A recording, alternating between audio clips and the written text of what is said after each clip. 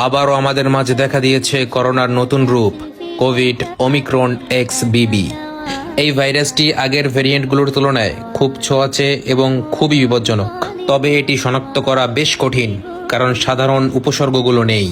তাই জেনে নিন এর ভয়ঙ্কর দিকগুলো এবং সবার মাঝে ছড়িয়ে দিন সতর্কবার্তা।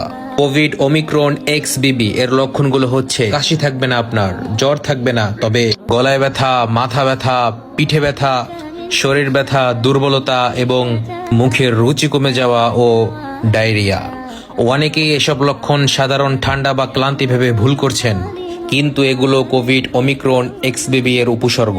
এই ভেরিয়েন্টের ভয়াবহতা খুবই তীব্র, আগের ভেরিয়েন্টের তুলনায় 5 গুণ বেশি সংক্রামক। মৃত্যুর হার তুলনামূলক অনেক বেশি, শরীরে খুব দ্রুত প্রভাব ফেলে এবং ফুসফুসে পৌঁছানোর আগেই রোগী মারা যেতে পারে। এটি সহজে পরীক্ষায় ধরা পড়ে না, এটি নাকে বা গলায় স্যাম্পল দিয়ে করা PCR টেস্টে ধরা পড়ে না। রিপোর্ট নেগেটিভ আসতে পারে, কিন্তু শরীরের ভিতরে ভাইরাস ছড়িয়ে পড়ে। তাই অনেকেই সময় মতো এর চিকিৎসা পায় না।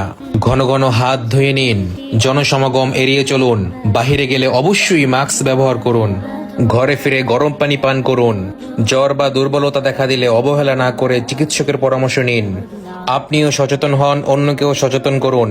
পরিবারের সকলকে এই ভিডিওটি শেয়ার করুন। সতর্কতা জীবন বাঁচাতে পারে। আল্লাহ রাব্বুল আলামিন আমাদের সকলকে হেফাজত করুক, আমিন।